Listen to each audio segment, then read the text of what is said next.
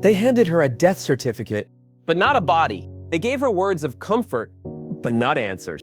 For 21 years, Margaret Sullivan lived with a hollow ache in her chest, until one accidental scroll on social media brought her world crashing down again. Because there, in a graduation photo shared by a stranger, was the face of the baby she was told had died. Margaret Sullivan had stopped visiting baby sections in department stores, stopped listening to lullabies, stopped asking what if. She was 42 now, a middle school librarian in rural Pennsylvania. Everyone who knew her thought she was doing better, but inside, Margaret still lived on the edge of grief. 21 years ago, her baby girl was delivered in silence. No cry, no breath, only cold apologies from masked doctors. "We're so sorry she didn't make it." The cord was wrapped too tightly. There was nothing more we could do. They never let her hold the body. Just a glimpse, wrapped in pink, then taken away. They called her Emily and buried her in a shared plot for stillbirths. Or, so they said. Margaret never got a death certificate. Never got closure. Only nightmares. It was late April when the photo surfaced. Margaret was helping a student search for a college article online. They ended up on a local high school's Facebook page, looking for interview material. That's when she saw it. A graduation photo. A smiling girl in a navy cap and gown, holding a certificate. Bright hazel eyes. Long, wavy brown hair. A birthmark on her right temple. Margaret's hands went cold. She zoomed in, her heart slammed in her chest. The girl's name, Emma Clark. Age, graduating with honors.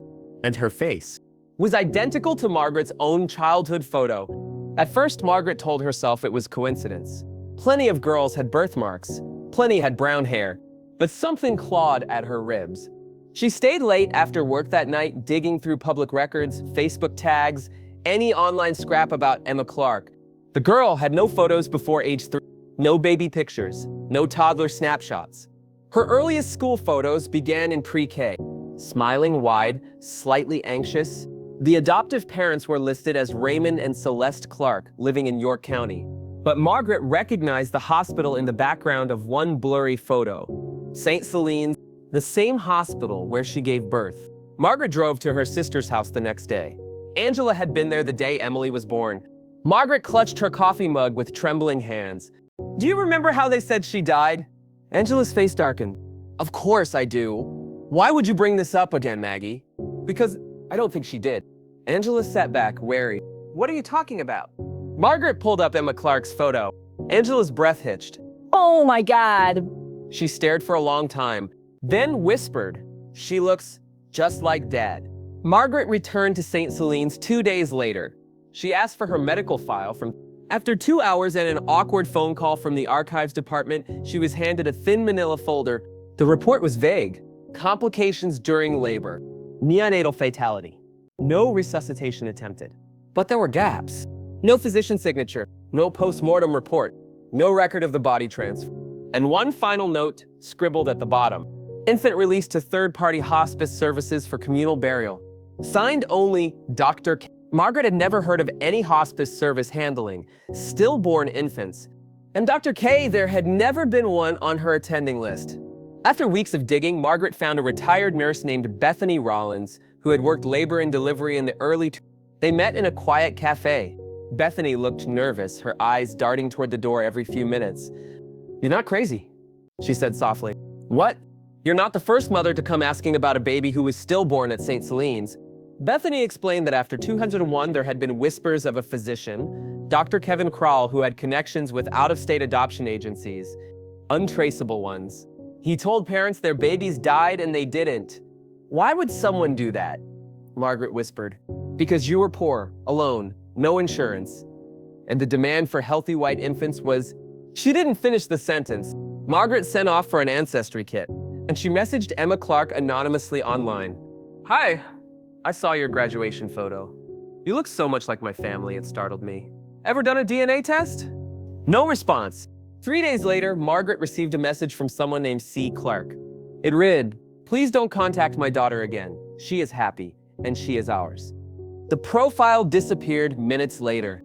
But Margaret's DNA results arrived 2 weeks later. At the top of the match list, parent-child relationship, estimated match. Name Emma C. Margaret drove to York County. She sat in her car outside the Clark's house for nearly an hour. Suburban, manicured lawn, wind chimes. No signs of deception. Until the front door opened. Emma stepped out, phone to her ear, laughing. Margaret's throat tightened. The girl paused, as if sensing something. Turned. Their eyes met. And for a moment, Emma stopped smiling. Some lies are whispered to protect. Others are told to control. But when a mother is robbed of her child, the lie becomes a theft, and the truth, a time bomb waiting to detonate. Margaret sat frozen in her car, heart pounding like a war drum. Across the street, Emma Clark had paused mid-laugh. Their eyes locked. Emma tilted her head, confused, perhaps even curious. Then, as if something instinctual kicked in, she turned away and hurried back inside. Margaret didn't move. She sat with tears threatening to fall, gripping the steering wheel until her knuckles turned white. "That's my daughter," she whispered. The next day, Margaret returned, this time not to stare, but to speak. She walked up to the front door and rang the bell. It opened, but not by Emma. Celeste Clark stood in the doorway. A woman in her late 50s, poised, well-dressed, with hard eyes that masked fear. "Can I help you?" she asked. Margaret's voice shook. "I think you already know who I am." Celeste's smile twitched. "I'm afraid I don't. I'm Emily Sullivan's mother." Silence. Then Celeste stepped outside and shut the door behind her. "You need to leave. Now!" Margaret stood her ground. "Emma is my daughter. I have DNA proof. I know she was stolen from St. Celine's." "You're mistaken," Celeste said firmly. "We adopted Emma legally." "And show me the paperwork." "We don't owe you anything." "She deserves to know the truth." Celeste's jaw clenched. "You destroy her whole life for your truth?" Margaret's voice rose. "No, I'd save it." The door opened again. Raymond Clark appeared. "What's going on?" "She's leaving," Celeste said quickly.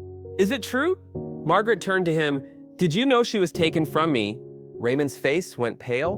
"You need to go," he said. "Now." And before she could say another word, the door slammed shut. Margaret left, but not empty-handed. As she walked back to her car, she saw the curtain shift upstairs. A figure, Emma, watching. Their eyes met again. But this time, Emma mouthed something. Margaret couldn't hear it, but she knew. "Who are you?" That night, Margaret slipped a letter into the Clark's mailbox. It was simple, honest, raw. "Emma, I am your mother. I didn't give you up. They told me you were dead. I never stopped wondering. Never stopped aching. I don't want to take anything from you. I just want you to know the truth. Please, if you ever want answers, I'll be here." She included her number, her address, the DNA results, then walked away. 3 days passed, then came a text. "Can we meet? I just want to talk." Emma. Margaret's heart soared and broke at the same time. "Yes," she replied instantly. "Anywhere." Emma suggested a park near the edge of town. Quiet, neutral. Margaret arrived early and waited on a bench. And when Emma finally walked up the path, Margaret stood, barely breathing. "Hi," Emma said softly. "I thought maybe you were just crazy." But then I saw the photos. Her voice trembled. "We look exactly alike." Margaret's voice cracked. "Because you're mine." They talked for nearly an hour. About the nightmares Emma had as a child of cold hospital lights and the smell of antiseptic. About the way she never felt quite at home. Margaret listened, cried, held her hand. Emma pulled away, nervous. "They said I was adopted, but they told me my birth mother was a drug addict. Said I was rused." Margaret swallowed hard. "That was a lie. But how do I believe you?" Emma asked. Margaret handed her the DNA file. "This isn't belief, it's biology." Before they parted, Emma gave Margaret something unexpected. "I was looking for photos when I found this in my dad's desk. I don't know what it is, but you might." It was a USB flash drive. Margaret took it home, plugged it in. Inside, medical records, adoption notes, email. One folder marked, Dr. K, final transfers, off-record adoptions. She clicked. Hundreds of files opened, names, birth dates, statuses, and then her name. Sullivan, Margaret, female, healthy birth, reassigned, Clark family. Margaret gasped. Below the file, a list of 9 other names, 9 other mothers, 9 other babies. One file was dated just 2 years ago. The final entry, patient L. Montez, told fetal death at 36 weeks, infant reassigned. The reassignment? Private client, J. Crowell Foundation. The name Kral hit her like a wave. The same man. Still operating. Still stealing. Still lying. And he was still alive. Margaret printed the files. She backed them up, and she dialed a reporter she once trusted. But before she could press call, her phone rang. Unknown number. She answered. A voice, cold, male, calm, said, "You need to stop, or your daughter won't make it to her next birthday." The truth set her free. But freedom has a price. When Margaret learned her baby wasn't stillborn, when she held her daughter's hand 21 years later, she thought the worst was over. But the real threat had only just begun. Because what she discovered wasn't just a stolen child. It was a system. And now, the people who profited from her silence want her quiet permanently. The voice on the other end of the phone was calm, calculated, deadly. "You need to stop, or your daughter won't make it to her next birthday." Margaret froze. The room spun. "Who is this?" she demanded. "What do you want?" Click. No answer. Just the sound of her own heartbeat pounding in her ears. She ran to the window. Outside, the street was quiet. Too quiet. That night, Margaret didn't sleep. She sat at her kitchen table, staring at the flash drive. It was all there. Dozens of children, dozens of mothers like her, all told the same lie. She could leak it, go public, send it to the news, the FBI, every journalist in the country. But the voice, "Your daughter won't make it." Emma. Would she risk Emma's safety to expose the truth? Was justice worth another potential loss? The next morning, Emma called. "Hey, are you okay? You haven't texted." Margaret's throat clenched. I'm okay. "I just had a lot to think about." "Same here," Emma said. "I didn't sleep. I looked at myself in the mirror this morning and I felt like I didn't know the person staring back." She paused. "Do you know what I was called before I became Emma? Did I have a name?" Margaret swallowed hard. "You did. What was it?" "Emily," she whispered. "Your name was Emily Sullivan." Emma went silent. Then, "I want to know everything." Margaret reached out to a local investigative journalist she trusted, Laura Ingini. Laura had once covered a corruption scandal at a neighboring hospital and nearly lost her job for exposing it. "If what you're saying is true," Laura said, scanning the files, "this could be the biggest black market adoption story since the 80s. "It's true," Margaret said. "And I have proof." Laura took notes rapidly. "We'll need witnesses, other mothers, paper trails, more than just this flash drive. I can find them. And you need protection," Laura added. "These people aren't just criminals, they're reted. They already called me." Laura's eyes narrowed. Then we moved fast. Margaret tracked down another name from the files, Leona Montez. She was only 19 when she gave birth. Her baby was declared stillborn at St. Celine's. Same doctor, same vague report, same absence of records. Leona now lived in Ohio, working at a diner. When Margaret visited her, Leona looked shocked, but strangely unsurprised. "I always knew they lied," she whispered, "but I was poor, alone.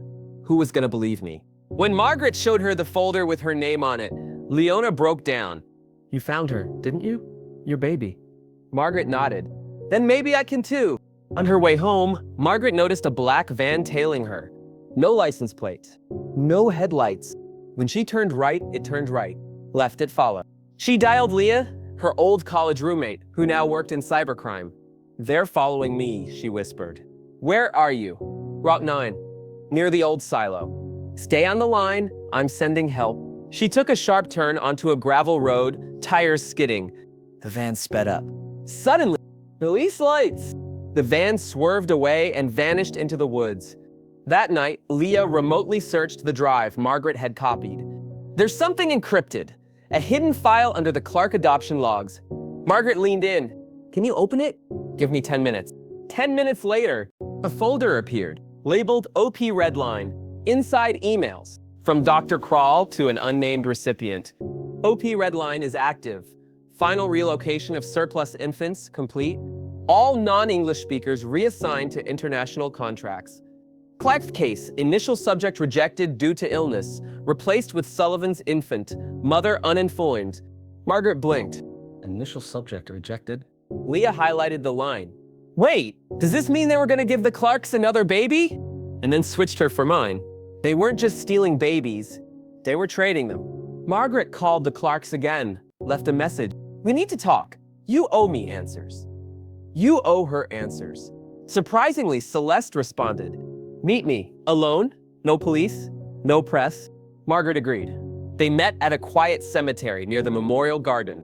Celeste looked older, exhausted, but there was still a guarded edge to her.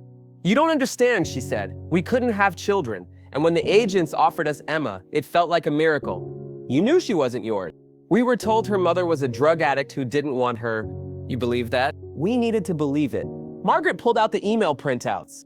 They gave you my baby because your original one was too sick. Celeste read the paper, her hands shaking. Oh my God. So now tell me where Dr. Kral is. Celeste looked up, eyes wide. I can't. Why? Because we're not the only ones he's helped, and some of them are powerful. Later that night, Margaret tried calling Lara to plan the article release. No answer. She called again and again. Then checked online. A tweet from Lara's sister. If anyone has seen Lara and Jenny in the last 12 hours, please contact police. Her car was found abandoned off Route 6. Phone smashed. No sign of her. Margaret dropped the phone. Margaret ran to her desk, pulled out the flash drive, inserted it into her laptop. But the screen blinked. A red message flashed. This content has been removed under federal order. Your activity has been logged. Cease all contact. And on her phone, a text from an unknown number. Your daughter is next. They told Margaret her baby was gone. They told Emma her mother didn't want her. But now the lies are unraveling. And when the truth begins to surface, so do the people desperate to bury it again.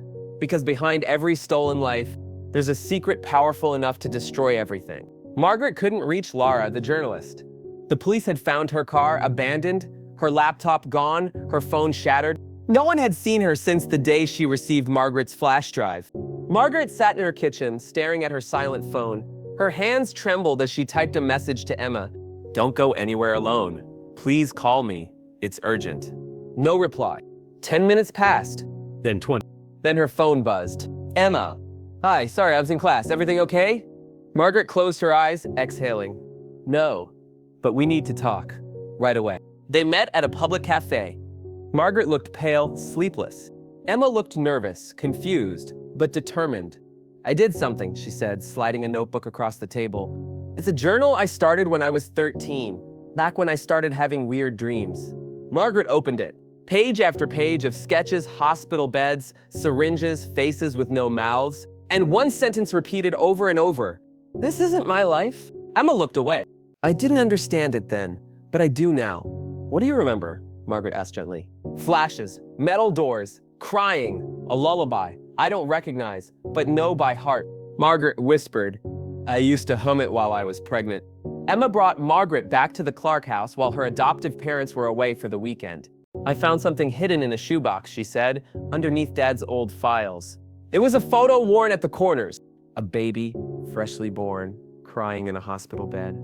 On the back, Sullivan, female, 7 pills. Margaret choked. That's you. That's the day you were born. Emma held it close. Then why was it hidden? They both already knew the answer. That night, Emma woke in a cold sweat. A dream or a memory had shaken her. She was lying on a metal table. Bright lights above. A man whispering, "Don't worry, sweet girl, you're going to a better life." She turned her head in the dream and saw another baby, wrapped in blue, silent. Then darkness.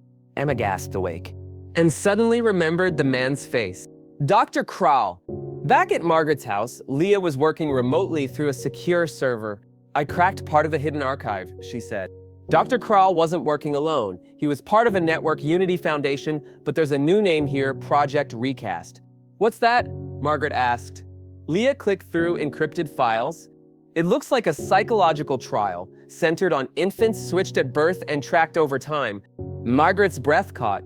Switched on purpose to monitor development, trauma, compliance, attachment. It wasn't just about selling babies. It was an experiment. Celeste Clark called Margaret unexpectedly. I want to talk, just me. They met at a quiet church chapel. Celeste looked gaunt, tear-streaked. I found out the truth. I read the file. I confronted Raymond. She paused. He knew. Margaret's stomach turned. He what? He knew Emma wasn't ours. He worked with Kral, helped move the files, falsify RERs. He said it was for us, for our family. How could you stay silent? Celeste's voice cracked. because she became my world and I was afraid I'd lose her. She handed Margaret a key. This opens a safety deposit box in Raymond's name. Whatever is in there, it's yours now. Inside the bank, Margaret opened the box with trembling hands. It contained a VHS tape labeled recast case, a stack of sealed birth certificates, each forged, and a yellowed envelope labeled in case subject Emily recovers memory. Inside the envelope, a letter. If the girl begins to recall original maternal bonding, administer Protocol Z and alert crawl immediately. Subject Sullivan is emotionally volatile, must not reunite with biological mother. Margaret blinked, stunned. They were monitoring her all this time. They transferred the VHS to digital. It showed a dimly lit room, 2 cribs, a nurse recording timestamps. In one crib, a crying baby. In the other, Emma, sleeping. Then the door opened. Dr. Krall stepped in. Take the Sullivan child, move her to the Clark residence by morning. The nurse hesitated. And the other baby? Deceased. Log it. Cremation. Margaret covered her mouth. There were 2 babies? Leah froze the frame. Wait, Sullivan child? Which one is yours? Margaret stared at the screen, then realized something horrifying. They both had tags, but the camera never zooms close enough to read them, which means I might not be her mother after all. For 21 years, Margaret believed they took her daughter. Now she's no longer sure if the girl she found was ever hers to begin with. For 21 years, Margaret believed they buried her baby. Then she found her living, breathing daughter in a graduation photo. Or so she thought. Because now a tape has revealed a chilling possibility. 2 babies, 1 taken, 1 declared dead, and no way to know which one was hers. When the system rewrote her story, it didn't just steal her child. It left her with a mirror of a truth she can no longer trust. The tape looped again and again. 2 cribs, 2 infants. No names clearly shown. 1 marked Sullivan child, 1 deemed deceased. Then switched, reassigned. Margaret watched in silent horror as Dr. Krall pointed and the nurse obeyed. Emma, if that was her, was lifted gently and wrapped. The other baby was left behind. They said the deceased infant was cremated, Leah said softly. But what if she wasn't? Margaret whispered, then someone else might have raised my daughter. Margaret returned to the memorial garden outside St. Celine's. A caretaker stood beside a row of tiny plaques. One read, Baby Girl Sullivan, March. Margaret knelt, trembling. Is there a coffin? The caretaker shook his head. No physical remains were ever received. It's just symbolic. Many parents never claimed bodies back then. But I never even got to hold her, Margaret said. They never gave me that choice. Then I'm sorry, the caretaker replied. Because I don't think she's here. Leah found it through a deep scan of outdated state databases. A closed adoption filed under a Jane Doe in early March. No birth certificate attached. No hospital record. But the adoption paperwork had one strange note. Infant recovered after failed cremation transfer. Assigned to emergency foster placement. Failed cremation? Margaret repeated. She was alive? It looks like someone realized it before it was too late, Leah said. They couldn't explain it, so they buried it, literally and digitally. The assigned foster family? The Barlows. Margaret's breath caught. They lived in the next town over. I knew them. The Barlows had moved years ago, but Leah tracked their last known address. Margaret knocked at the door. An elderly woman opened it. Linda Barlow. She squinted, then gasped. Margaret? Oh my goodness. Do you remember adopting a baby in 2003? A girl? Linda's smile faded. I do. She might be my daughter. Linda opened the door wider.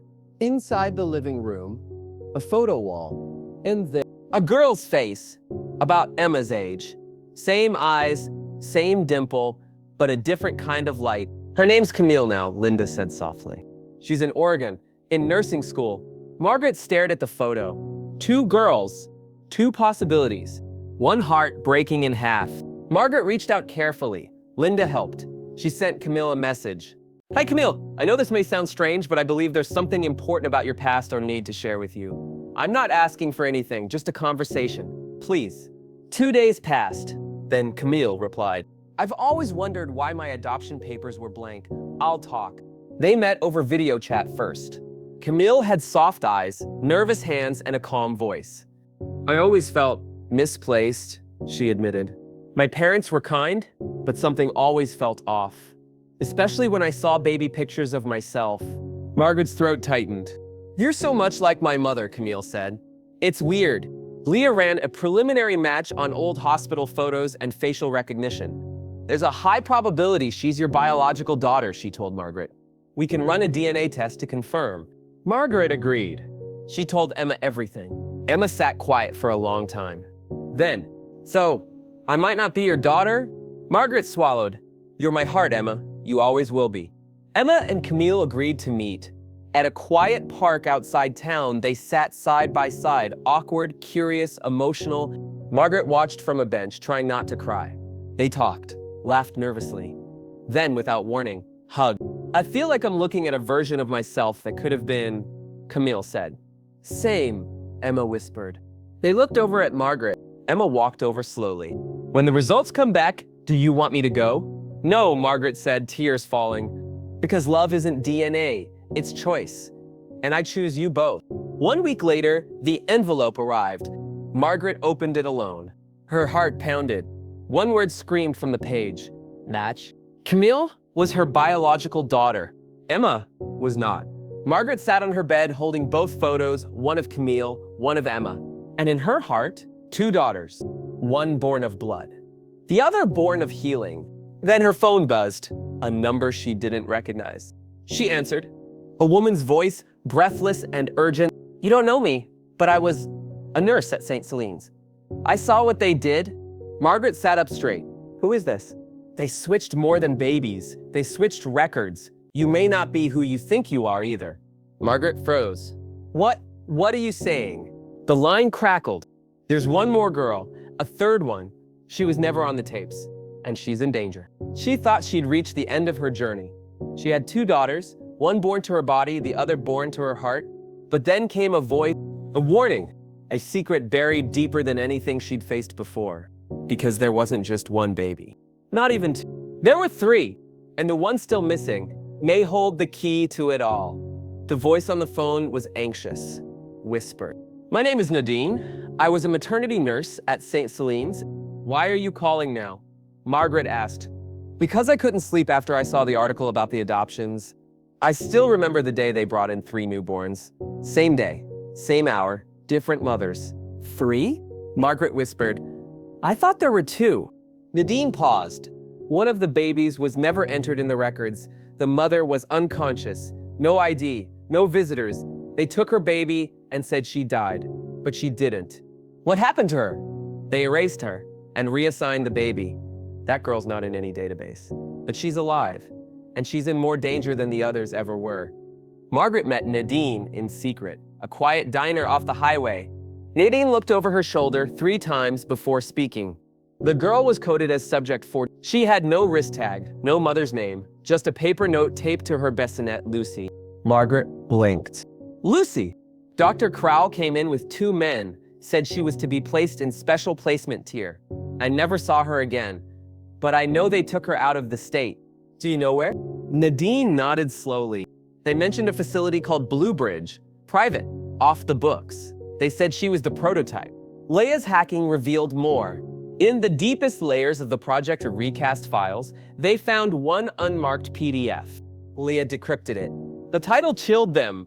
Tier 1 Subject Development. Case, Lucy Saladi Shadow Integration Protocol. This isn't just adoption, Leah said. They were experimenting on these kids' behavioral redirection, social conditioning, identity fragmentation. You mean brainwashing? Worse, they were engineering pliable humans, people with erased origins and rewritten loyalties. At the bottom of the file was a sentence in bold. Subject 47B demonstrates high retention and mimic capacity. Recommend field activation at... Margaret gasped. She'd be 21 now, same as Emma, same as Camille. They were born hours apart, Leah said. This wasn't just coincidence. It was design. Blue Bridge wasn't on any map, but old property records tied it to a research nonprofit that dissolved, and the land was sold to a shell company called Vireless Holdings, a front for Unity's private research arm. It was located just outside upstate New York on a restricted lakeside property. This is where they took her, Margaret whispered. Leah nodded. If Lucy's still alive, this is where she was made. Emma had another dream. She sat in her childhood room crying. A girl with her face almost stood in the doorway. Same height, same voice, but colder, still. "We're not the same," the girl said. "You were made to feel, I was made to obey." Emma woke up screaming. Margaret ran in, breathless. "I saw her again," Emma whispered. "She looked like me." "What did she say?" "That she's coming for what's hers." At Blue Bridge, Margaret and Leah found the building abandoned. Shattered glass, overgrown weeds, lab tables covered in dust, but in the lower level, an intact room, clean, maintained. On the wall, a corkboard lined with photos. Photos of Emma, Camille, and a third girl, shorter, dark curls, a piercing stare. Name written above, Lucy. Below it, a note, 47B, activated, phase 2 in progress. Margaret stared at the photo. "I've seen her before." Leah looked confused. "Where?" Margaret's voice shook. "She came to one of my library programs 2 months ago, said she was writing a report on identity theory. She was watching you." "No, she was studying me." That night, Emma didn't come home. Margaret called, texted, no answer. She drove to her apartment, empty. Then she noticed a letter on the table. Her name. Handwritten. She opened it. "I'm sorry, but I need to understand who I really am. She found me. She says she knows the truth. I have to see it for myself. Please don't come after me."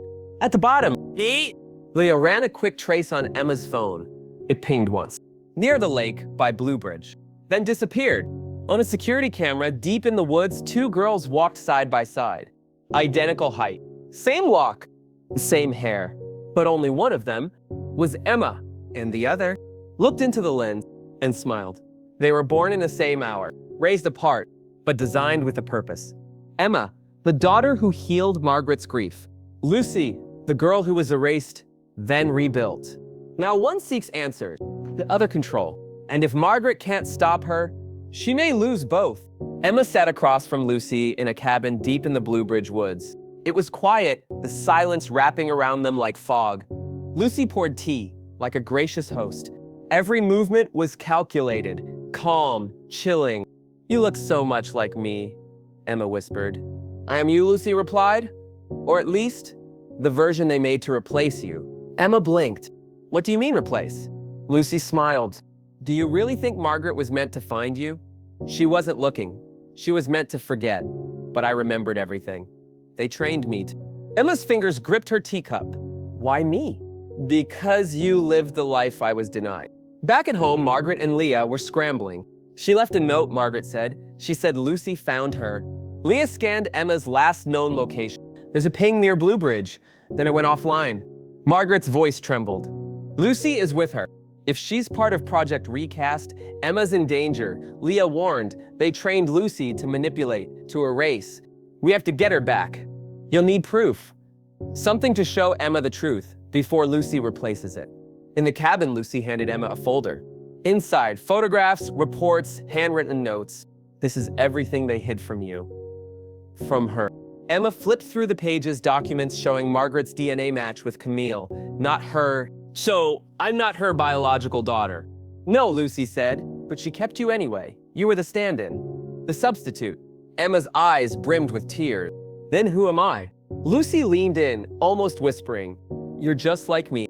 Leah tapped into an archive server hidden in Unity's root directory. "I found it," she said. "A video feed from Blue Bridge. Emma's in the cabin." She zoomed in. "There's someone else? She looks exactly like her?" Margaret's knees gave out. "That's Lucy." Leah enhanced the audio. "They're talking." Lucy's already planting seeds. Then we're out of time. Emma walked outside alone. Lucy watched her from behind the window. Inside Emma's head, everything was unraveling. "You're not her daughter. You're a placeholder." Lucy was the original. She looked into the water. Her reflection shimmered, blurry, unfamiliar. Then Lucy appeared behind her. "You feel it, don't you?" she said. "You were never whole." "That's not true," Emma whispered. "You can have peace if you let go of the lie." "Margaret loves me." "Does she love you, or the idea of you?" Margaret packed a bag, her hands trembling. "I don't care if Emma's not mine by blood. She's my daughter, and I won't lose her." Leah handed her a printed photo of Emma's hospital ID band, something only she would recognize. She'll remember this. It was on her when they switched her. Use it to break through. And if I can't? Margaret asked. Then Lucy walks out in Emma's place. That night, Emma had another dream. She was a baby crying. Margaret was humming, a soft lullaby. Then a nurse took her away. She reached for the sound, but it faded. She woke up with tears on her cheeks. Lucy sat at the table. Did you remember something? Just a song. Lucy nodded slowly. Maybe you were hers once, but you're mine now. Margaret arrived at the cabin just before dawn. The woods were still. The door creaked open. Inside, only one girl sat by the fireplace. She turned. Same face, same eyes. Mom, she said. Margaret froze, because she didn't know if it was Emma or Lucy pretending to be her. A mother always knows her child, or so they say. But what if someone could copy her daughter's voice, her mannerisms, her smile? And what if the real one had started to forget? Now, Margaret must make the impossible choice, not based on what she sees, but what she feels, because only one of them remembers what no one else could. Margaret stepped inside. The scent of pine and old smoke clung to the air. A girl sat by the fire, hazel eyes, long brown hair. She looked up slowly. Mom, she said, voice fragile. Margaret's chest tightened. Emma? The girl rose to her feet, hesitant, hopeful. You came, but something was off. A split second too long before she smiled, a calculated softness in her tone, like someone who had practiced it. Margaret nodded. I came to bring you home. From the back room, another voice spoke. No, I'm Emma. Margaret turned. Another girl emerged. Same face, same height, but bruised, hands shaking. She locked me in the closet, said I'd ruin everything. The girl near the fire stiffened. Don't listen to her, she's lying. She's confused. No, the second girl said. I remember the day you brought home my first backpack. It had purple stars. I cried because I thought it meant I had to leave home forever. Margaret's eyes welled up. Only you would know that. Still unsure, Margaret made them sit. She pulled out a worn piece of cloth, part of a baby blanket. When you were little, she said, you used to press this to your cheek every night. She handed it to both girls. One sniffed it, then shrugged. The other brought it to her cheek and closed her eyes. It smells like rain and laundry detergent, she whispered. You always washed it by hand? Margaret's lip quivered. Emma, she's manipulating you. The first girl snapped. She memorized your house, your mannerisms, everything. She studied you. Margaret turned slowly. And how would you know that unless you were watching us first? The girl froze. Margaret reached into her coat pocket. I brought DNA kits. We'll settle this scientifically. Good, said the girl by the fire. Let's prove it. But the second girl, bruised, breathless, stepped back. I already took one last week. It's in my bag. I knew you'd come for me. Margaret pulled the test from the bag. Leah had trained her to check for signs of tampering. The seal was clean, intact. But then Margaret noticed the name on the return envelope, Lucy Monroe. You knew your real name, Margaret whispered. The girl nodded, but I didn't want to be Lucy anymore. Suddenly, the first girl lunged, tried to grab the kit, screamed. You're making a mistake. She's tricking you. Margaret backed away. The second girl shoved her attacker to the ground. This is what she does. This is what she did to me. She was always meant to replace someone. Margaret pulled out her phone and hit send on the emergency ping Leah had programmed. Outside, the wind howled. But then, a sound. Footsteps. Heavy, coming fast. Leah burst through the door, gun drawn. We traced a second signal. Someone else is here. Margaret turned and froze. A man stepped into the cabin. Tall, gray suit, gloves. Dr. Crow. Hello, Margaret. You, she breathed. You did this. I built this, he replied coldly, and now you've broken it. He raised a tranquilizer gun. Leah fired, but Crawl ducked, vanishing into the shadows. Get the girls out, she shouted. They ran through the woods. 2 girls, 1 mother. But in the chaos, only one made it to the car. The other vanished. Margaret turned frantic. Where is she? But the girl with her just held her hand quietly, smiling, and whispered, You picked the wrong one. She thought she knew her daughter's voice, her smile, her heart. But in the end, it wasn't instinct that saved her. It was deception that tricked her. And now, Margaret has lost her daughter. Again, only this time, the one who took her has her face. And a plan. The forest was silent. Margaret stared at the girl in the back seat, blood rushing to her ears. "You picked the wrong one," the girl whispered again. "But it's okay. I'll be better for you than she ever was." Margaret's voice cracked. "You're Lucy." Lucy smiled. "You said love isn't about blood. You said I was yours." "Where is Emma?" Lucy leaned back. "That depends. How much do you really want her back?" Margaret slammed the brakes. "Get out." Lucy didn't move. "You'll need me to find her. You'll need what I know." Back at Leah's safe house, they scrubbed every bit of surveillance data they could retrieve from the cabin's security systems. One frame caught Emma disoriented, struggling, being dragged into the woods by a second figure. Not Lucy, not Dr. Crowell, someone else. The image was grainy, but Leah enhanced it enough to make out a symbol on the coat, Unity Foundation crest. Margaret's stomach dropped. There's still someone else involved. Probably someone Crowell left behind, Leah said. A cleaner, someone to tie loose ends. Emma's not a loose end, Margaret snapped. She's my daughter. Then we better find her before Lucy makes you forget that. Emma awoke in a white room. Padded walls, dim lighting, a camera in the corner. She tried to move, her wrist was bound to the bed. A voice echoed through the ceiling. "You've done well, Emma." Or should I say, Lucy's replacement had. "Where am I?" she cried. The voice chuckled. "You're in phase 3. This time, you'll stay who we want you to be." Emma screamed. "My mother's coming for me." "She already chose," the voice replied. "And she didn't choose you." Margaret collapsed into Leah's arms. How could I not know? How could I not see? Leah said nothing. Margaret pulled out a journal from her bag. Emma's. She opened to a page written in blue ink. "Sometimes I think I'm a ghost in someone else's house. But then Mom calls me by my name, and I feel real again." Margaret clutched it to her chest. "I made her real. I made her mine. I have to fix this." Leah broke through Unity's archived backup files using a military-grade decryption script. There's one file marked Phase 3 Facility Delta Echo. It's still active, underground, sealed since Where? Margaret asked. Arizona. Middle of nowhere, hidden under a charity-run youth program. She turned to Margaret. "If Emma's there, it's not just a facility. It's a lab." That night, Margaret confronted Lucy in the guest room. "You said I picked you, but you tricked me." Lucy stared at her reflection in the window. "You think I wanted this face? These lies? I didn't. They gave them to me, then tossed me aside when I got too smart." Margaret's voice cracked. "Then why take Emma's place?" "Because she had you, and you were the one thing I never had." Tears fell down Lucy's cheek. You made her real. I wanted to be real too. Margaret sat down beside her, then helped me get her back. Emma faked a seizure. The guards rushed in just like she'd hoped. She grabbed a syringe from one of their belts, stabbed it into the nearest one's neck, and ran. Alarms blared. She sprinted down the hallways, barefoot, disoriented, but determined. She turned a corner and stopped cold. Before her, a room filled with beds, each one holding a girl who looked just like her. Clones. Prototypes. Emma fell to her knees. "What am I?" Back at Leah's, a coded message appeared on the dark web server Leah monitored. It was from a Unity insider. "She's in Delta Echo. They've activated the replacement protocol.